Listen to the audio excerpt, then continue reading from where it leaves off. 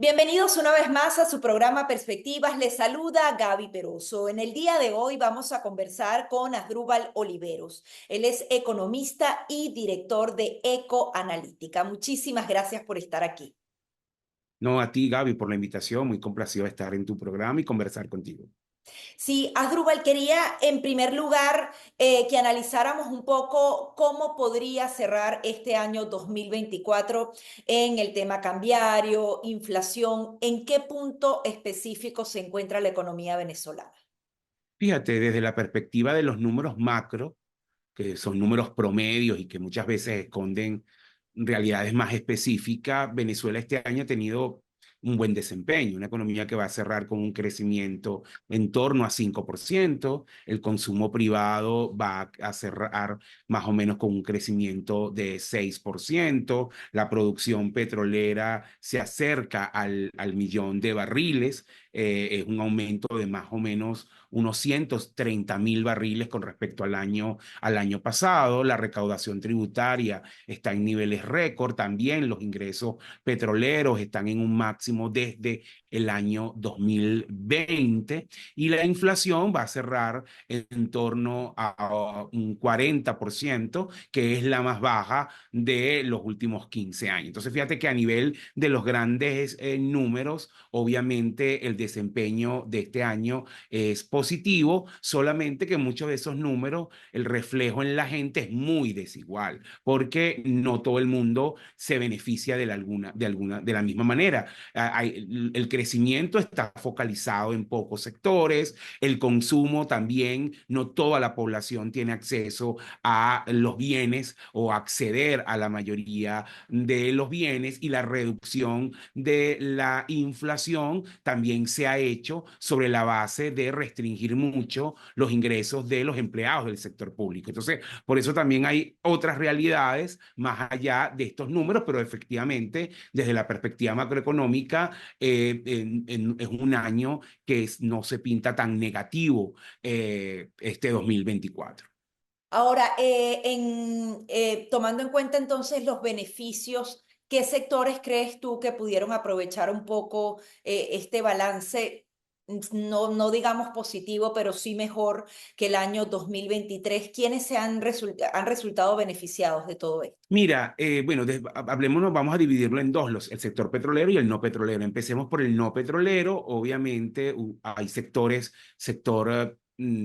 telecomunicaciones y tecnología, es un sector de muchísimo crecimiento. También la actividad comercial, alimentos y producción de medicina, el sector salud, servicios profesionales. Esos son los sectores donde de alguna manera se encapsula el crecimiento de Venezuela, los sectores que tienen el mejor desempeño. Luego del lado petrolero hay que destacar también, bueno, un aumento, como dije al principio, de unos 130.000 barriles en producción, gracias al efecto de licencia. Esta producción viene principalmente impulsada en las empresas mixtas, donde operan socias de PDVSA que en este momento cuentan con licencia. Caso más emblemático, Chevron, pero también destaca Rexol, Morel Ampro, que tienen licencias de los Estados Unidos y que han permitido justamente esa recuperación en los niveles de producción petrolera. El grueso de la producción petrolera ha aumentado principalmente en campos que operan estas compañías internacionales que tienen licencia, y eso ha permitido pues también un excelente desempeño del sector petrolero, que casi no crece el doble de lo que crece la perspectiva de la economía. Nosotros estamos estimando que la economía crezca en torno a 5%, pero el sector petrolero está creciendo 10,5%.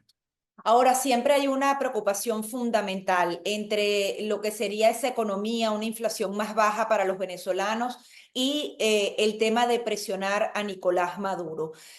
Coméntanos un poco qué le dirías a los venezolanos.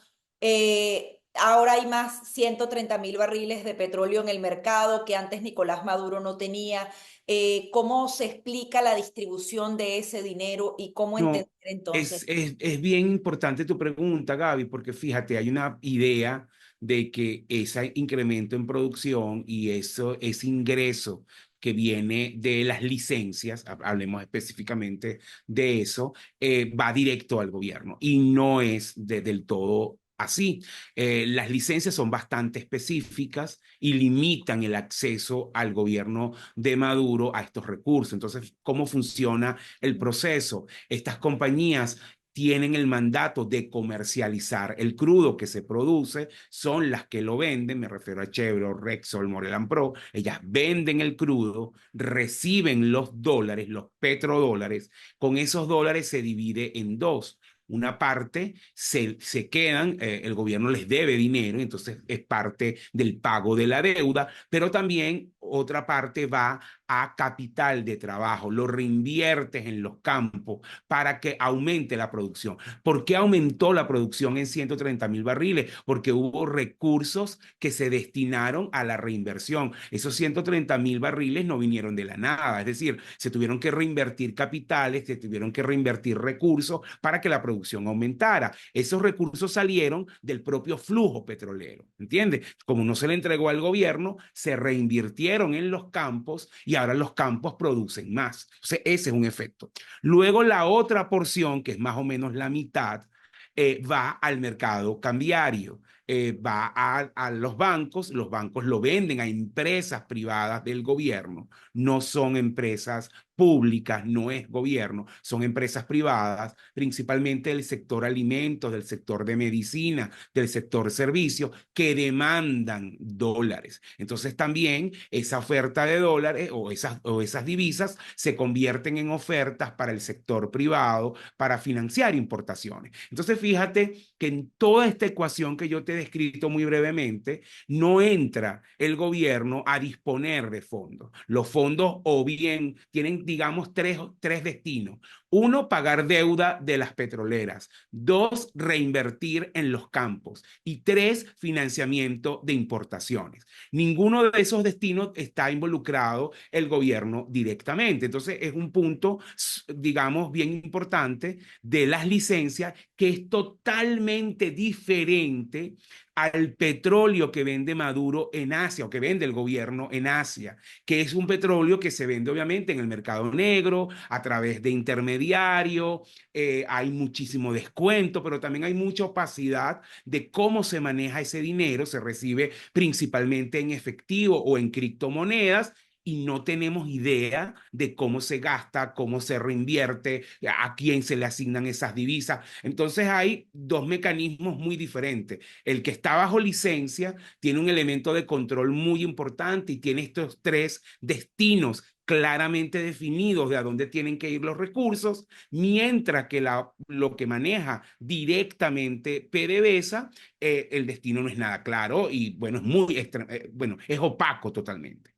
Ahora, como esos dólares entran por estos tres caminos, esto impacta, por ejemplo, en el sistema cambiario venezolano, en el tema de la inflación, para entender si el pueblo venezolano tiene por lo menos algún alivio con este dinero. Sí, es bien importante, claro, fíjate, obviamente, si yo tengo divisas para liquidar en el mercado cambiario, la depreciación del tipo de cambio es más moderada.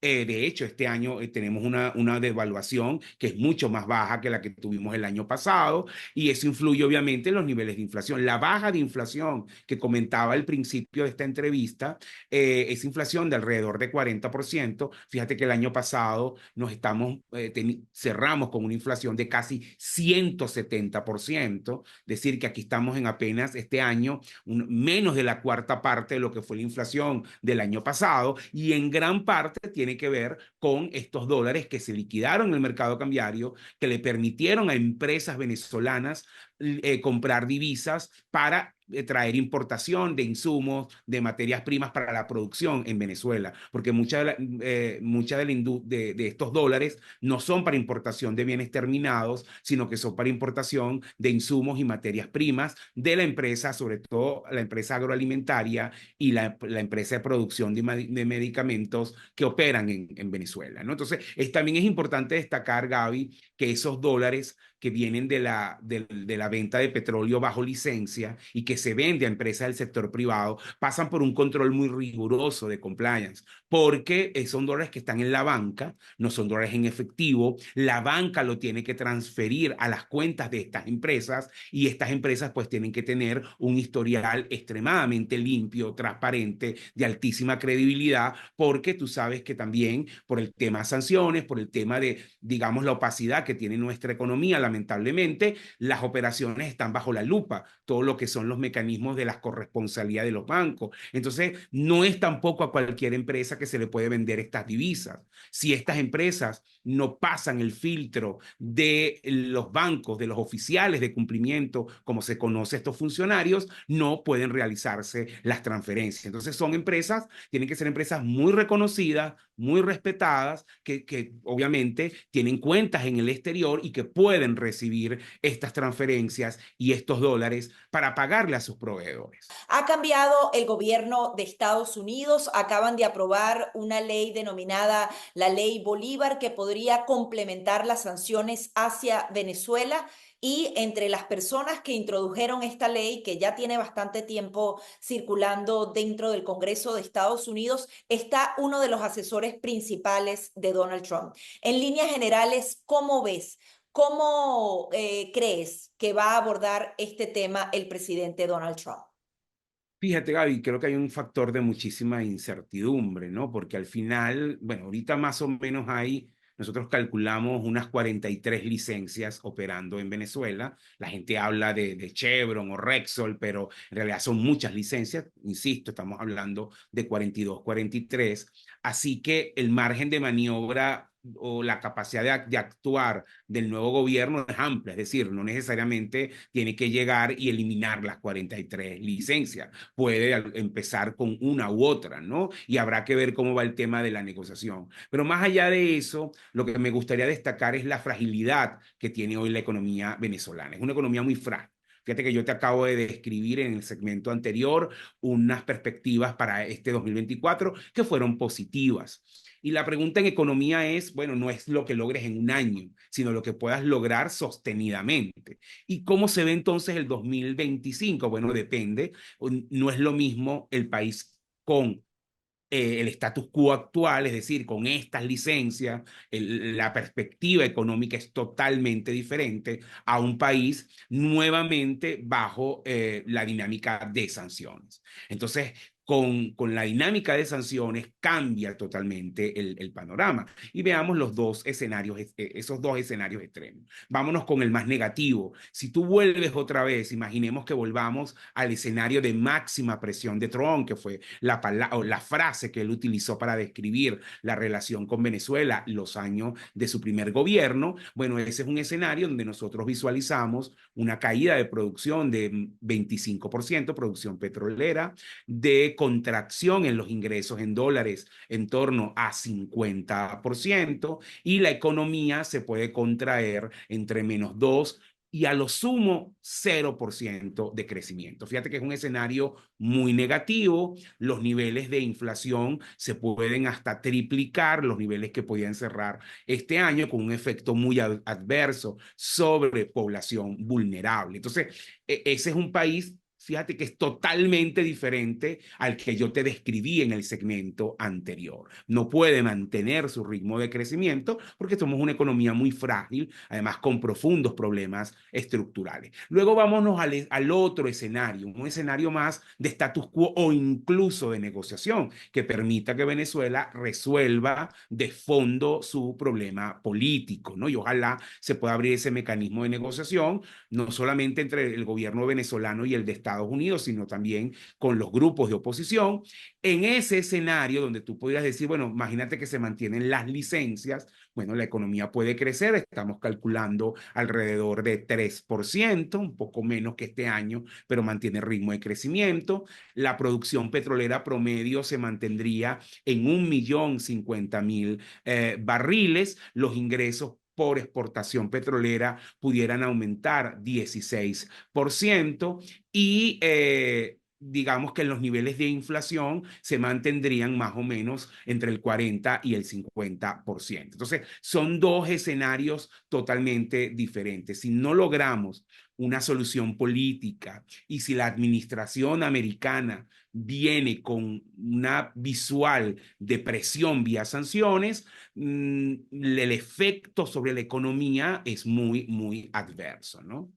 Ahora bien, las sanciones se aplican para presionar a Nicolás Maduro y que se dé una transición democrática en el país, él salga del poder o lograr algo en materia política a través de la economía. Pero esa política de máxima presión ya la vivimos y hemos visto que no solamente saltaron las sanciones, sino que adicionalmente Nicolás Maduro pudo aprender mucho de este proceso. Al día de hoy, el régimen tiene la posibilidad de mirar a otro lado. Si le imponen un embargo petrolero total, ellos pueden fácilmente vender ese petróleo en otros mercados.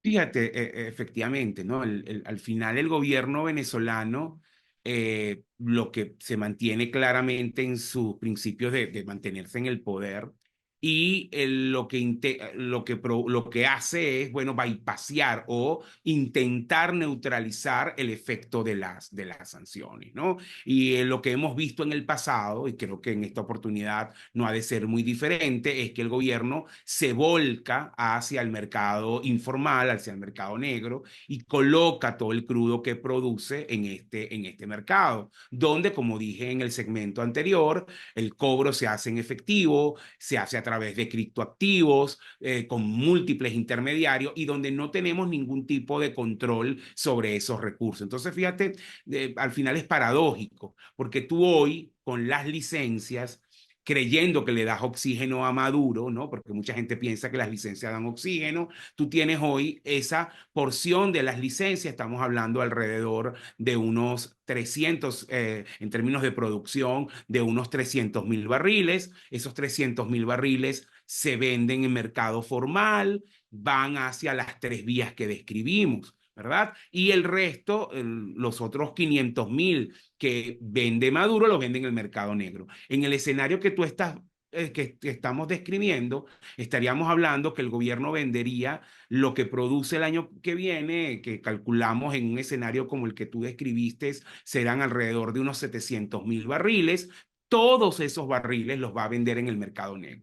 Entonces no hay garantías de que se reinviertan. Por supuesto que no va a haber pago de las deudas pendientes a compañías internacionales, incluyendo compañías americanas, y no hay garantías de liquidación de dólares para empresas de alimentos y medicinas. Es simplemente la discrecionalidad del gobierno y cómo se maneja esos recursos. Y tú entenderás que en un sistema tan opaco, con tantos intermediarios, la tajada que estos intermediarios y estos, digamos, operadores se quedan es muy alta. Nosotros calculamos que del petróleo que se vende en el mercado negro se pierde, es decir, no recibe la nación alrededor del 40%. Es una proporción extremadamente alta. Entonces, tú terminas provocando una situación donde más bien, fíjate la paradoja, con sanciones el gobierno dispone de más recursos discrecionalmente, que de alguna manera los usa para mantenerse o sostenerse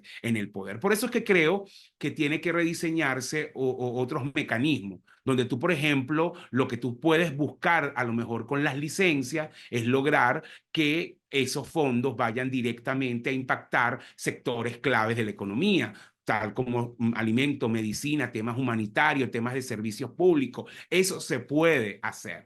Pero si tú volcas a que el gobierno venda estrictamente los recursos en el mercado negro, ahí no hay ningún tipo de control y queda a total discrecionalidad del gobierno, amén del dinero, pues que como he señalado, se pierde entre diferentes intermediarios. Y lo otro, que por supuesto hay consideraciones no solo económicas, sino también geopolíticas. Prácticamente estás poniendo la producción o el mercado venezolano de petróleo a China, a Irán, a Rusia, que serían un poco los aliados con los que ahora trabajaría más estrechamente el gobierno venezolano. Es decir, no hay maneras de asfixiar económicamente a Nicolás Maduro, por lo menos a través de esta vía. El tema, Gaby, es como todo, o sea, tú buscas asfixiar el gobierno, pero en realidad tiene unos efectos colaterales que terminan perjudicando a la población. Es decir, el país se resiente, lo vimos cuando te hice la descripción de los escenarios, pues, o sea, una economía que no crezca, una economía donde el sector privado no cuente con los dólares suficientes para realizar las importaciones que necesita, bueno, es una economía que termina perjudicando a los ciudadanos en términos de inflación, en términos de devaluación, en términos de calidad de empleo, podías provocar temas de escasez. Entonces, creo que es importante evaluar también esos efectos colaterales, no solamente las consideraciones políticas, sino los efectos colaterales, ¿no? Sí, ahora, ese régimen de sanciones quizás puede ir no solamente a, o sea, mantener estas licencias e ir a sancionar, por ejemplo, a esos enemigos de Occidente, porque hemos visto, por ejemplo, cómo Irán ha diseñado un mercado completamente paralelo que permite entonces evadir las sanciones. Rusia también ha contribuido de una manera significativa a eso. En ese rediseño, ¿cuáles podrían ser las vías para definitivamente castigar a todos estos grupos que siempre tratan de saltarse la ley y saltar estas presiones? Bueno, yo creo que al final es muy, insisto, es muy importante evaluar los efectos colaterales o ampliados que tienen múltiples licencias. Tú, por ejemplo, pudieras otorgar mayores licencias en el manejo petrolero, pero que los recursos, por ejemplo, se destinen a cosas prioritarias como, bueno, importación de insumos, a cosas como mejoras del sistema eléctrico, por ejemplo, y es lo que hablábamos antes, prácticamente le quitas la discrecionalidad al gobierno en el uso de esos recursos y se asignan directamente a proyectos que pueden ser gestionados por terceros o por actores independientes y que permitan sobre todo mejora de calidad de vida para los venezolanos, ¿entiendes? Porque al final, por ejemplo, el tema eléctrico es extremadamente grave. En muchas zonas se va la luz por mucho tiempo y cualquier problema que ocurra desata pues que este problema se agrave, como se está viendo en estos días en la isla de Margarita. Entonces, creo que es importante pensar bien cómo puedes rediseñar este tema. Lo otro es que tú estratégicamente deberías tratar de alinear Venezuela hacia los intereses de Occidente, hacia los intereses de Estados Unidos. Hoy Venezuela tiene mejores relaciones con el mercado petrolero americano, está colocando crudo allá, que lanzarlo directamente a que termine de sellar alianzas más profundas con China, con Rusia, con Irán. Entonces creo que también es importante ver el tipo de decisión porque, insisto, el gobierno siempre va a buscar su mecanismo de sobrevivencia.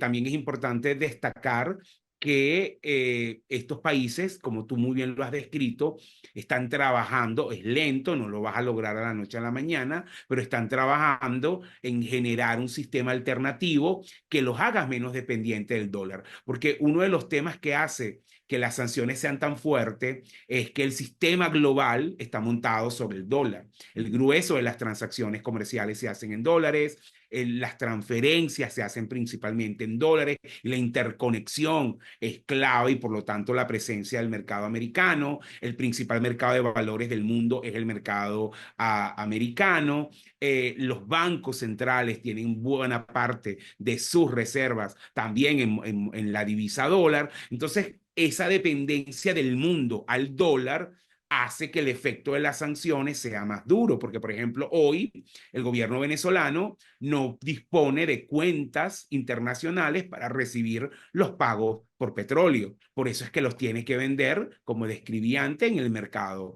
negro. Entonces, es clave que estos países, que no son tontos, están evaluando sus sistemas alternativos para esto. Ya Rusia tiene, ya Irán tiene, porque tienen más años con sanciones y están buscando ahora interconectarse entre ellos. O sea, por ejemplo, las transacciones entre Rusia y China se están haciendo en sus propias monedas. Y entonces para evitar esta dependencia a la divisa, lo mismo Irán. Entonces, si nosotros seguimos en este proceso de presionar el aislamiento de Venezuela, la respuesta del gobierno también puede ser integrarse a estas estructuras y lo haces cada vez menos vulnerable al tema sanciones, ¿no? Quería aprovechar tu experticia para analizar la llegada nuevamente de Donald Trump a la presidencia y cómo entenderla, tomando en cuenta que tenemos escenarios bélicos activos que adicionalmente han escalado en las últimas horas.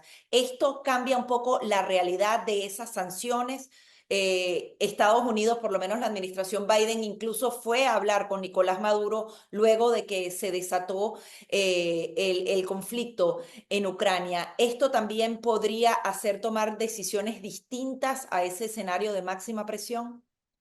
Mira, yo te diría, obviamente el mundo está muy convulso y la llegada de Trump introduce un factor de mucha incertidumbre, ¿no? Sobre todo porque el mundo teme no solamente la guerra, digamos, militar, que es la que tú describes, todo el tema con Ucrania, y hay que ver efectivamente cómo va a abordar Trump este tema. Él pareciera que quiere lograr una especie de cese al fuego y un acuerdo de paz. La pregunta es si Rusia y Ucrania van a aceptar esos términos, pero también está la guerra comercial, que también es muy preocupante porque es bueno, la imposición de aranceles a China y cómo va a responder China. Fue muy llamativo que en la reunión de Brasil del G20, pues el presidente chino le advirtió a Biden que si se iba a este escenario, ellos iban también a responder. Entonces, yo te diría que me preocupa más la guerra comercial que la militar. No, no es que la minimice, pero tiene un efecto importante. Y el precio petrolero, bueno, las perspectivas no son tampoco las mejores. China, volvemos a hablar de ellos, China está en una fase de desaceleración de su economía, tiene unos problemas importantes económicos y eso hace que su demanda energética no haya sido, digamos, tan elevada como se esperaba y ha impactado obviamente el mercado. Luego tienes el tema de Trump, que es un hombre, digamos, favorable nuevamente a la industria petrolera, a que se vuelva a aumentar la producción, a que vuelva el tema del esquisto. Entonces creo que la perspectiva más bien puede ser aumento en términos de producción y que los precios se mantengan deprimidos. Por supuesto, está ese factor de incertidumbre que tú mencionas, que es el tema Ucrania y también Medio Oriente, porque no solamente estamos a merced de un escalamiento entre Rusia y Ucrania por el uso ahora de estos misiles que autorizó la administración Biden, sino también por, bueno, la tensión entre Israel e Irán, que si eso escala también puede generar problemas. Yo no descarto, Gaby, que si esos dos conflictos escalan y la situación internacional se vuelve compleja, efectivamente, probablemente Venezuela vuelva a tener algún tipo de interés más por sus reservas, porque obviamente nuestros niveles de producción hoy son muy bajos. Creo yo que el tema donde puede haber algún tipo de transacción y cierto pragmatismo entre Trump y Venezuela es el tema migratorio, que también es otra de las banderas de su campaña y además que ha prometido, bueno, proceso de deportación masiva. Sabemos que muchos de los migrantes que están en Estados Unidos en condiciones de ilegalidad o no muy claras son de nacionalidad venezolana. Entonces no es descabellado que se busque tratar de conseguir una solución política a través de ese tema, más que incluso el petrolero, ¿no? Sino más hacia el tema migratorio. Pero nuevamente, no es fácil de definirlo porque también tienes actores muy críticos con la administración Trump en el gobierno, en el nuevo gobierno actores muy críticos dentro de la administración Trump con el gobierno de Maduro, actores como el propuesto secretario de Estado Marco Rubio, el representante Walz, que además es promotor de la ley Bolívar que se acaba de aprobar y que son extremadamente, de hecho, siguen escribiendo sobre Venezuela, eso significa que tienen el interés allí. Entonces, me parece que no es tan fácil pensar que Trump va a llegar con una actitud conciliadora cuando tiene estos dos asesores, hombres de su confianza, que tienen una posición más crítica y probablemente ellos sean los que guíen la voz digamos, de cómo va a ir la percepción que le va a dar el gobierno de Trump a el tema Maduro. Hay muchos factores allí que todavía no sabemos. Por ejemplo, después del 10 de enero, la administración Trump reconocerá a Edmundo González. Eso también es un hito importante, el tipo de reconocimiento que se le dé. Y bueno, lo que hemos conversado en esta conversación, en este diálogo tú y yo, que es si, bueno, van a cambiar el régimen de sanciones. Sí, incluso actualmente Estados Unidos necesita el petróleo venezolano y con las Sí, nuevas algunos, obviamente políticas. hay gente que te dice que el petróleo venezolano no es pues, muy poquito, pero es que depende, porque el petróleo venezolano va a unas refinerías específicas de ciertas zonas de Estados Unidos, donde allí es importante y que si no está, pues puede causar una depresión en esas zonas específicas. Entonces, tampoco lo podemos descartar de que no sirve de nada porque desde esa perspectiva es necesario. Y en un conflicto, vuelvo al escenario de si el conflicto escala, cualquier barril es importante tenerlo y que más esté de este lado, ¿no?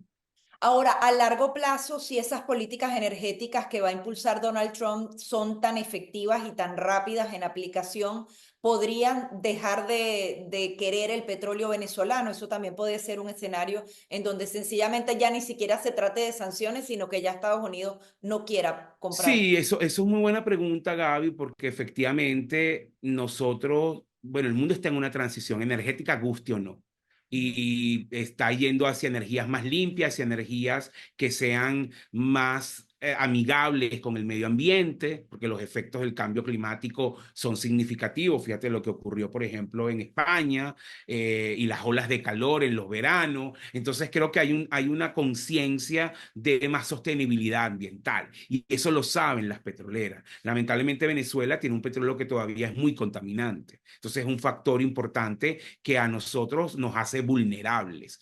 También, obviamente, el mapa energético está cambiando. Estados Unidos está produciendo más petróleo. Está empezando a demandar incluso menos petróleo del mundo que antes. Entonces nosotros creo que tenemos que también mirar otros mercados. Yo sí creo que Venezuela tiene que seguir vendiendo petróleo a China. Ese es un mercado creciente, importante. India es otro mercado muy significativo. Por cierto, que hay una licencia para una empresa muy importante que es Reliance, que tiene licencia para comprar crudo. Entonces, el mercado asiático en general es un mercado atractivo que puede ser atractivo para Venezuela. Y creo que también deberíamos mirar a América Latina, que es nuestro patio, y que también allí podemos tener algún tipo de ventaja. Y obviamente, por más que cambien estas condiciones, el mercado americano sigue también siendo un mercado bastante atractivo para nosotros porque está cerca, porque muchas refinerías están dispuestas a procesar nuestros crudos. Entonces nosotros deberíamos ir a una visual de amplitud, de diversificación, pero también, bueno, introducir cambios en la manera como estamos explotando nuestro crudo, la calidad, por lo que te comentaba de la sostenibilidad ambiental. Creo que en el fondo tú necesitas un rediseño de nuestra industria petrolera y eso por supuesto pasa por nuevas inversiones, nuevos actores y un nuevo marco regulatorio, que para mí de todo lo que estamos conversando es lo más débil. Lamentablemente con las condiciones políticas, institucionales que tiene hoy Venezuela, no podemos hacer esas reformas y no podemos volver a levantar el sector para justamente ser protagonistas en esta nueva etapa y lamentablemente si Venezuela no se adapta, pues será muy negativo. Una última preocupación que tienen los venezolanos, si se aplica nuevamente la máxima presión, podría, por ejemplo, impactar en el tema de la distribución de gasolina dentro de Venezuela. Sí, claro, efectivamente, gasolina y diésel podría verse afectado. En el caso del diésel sería bastante grave. Hay algunas empresas internacionales, sobre todo la europea, que ayudan con el diésel. En el caso de Chevron, su licencia también permite traída de aditivos importantes para la gasolina en Venezuela. No solamente nos afectaríamos en términos de disposición, es decir, cantidad de gasolina disponible, sino que también se afectaría la calidad de esa gasolina. Muchísimas gracias por todas estas conclusiones. No, a ti, Gaby, un saludo y siempre un placer estar en tu programa. Era Asdrúbal Oliveros, quien es economista y director de Ecoanalítica. Hasta aquí nuestro programa Perspectivas.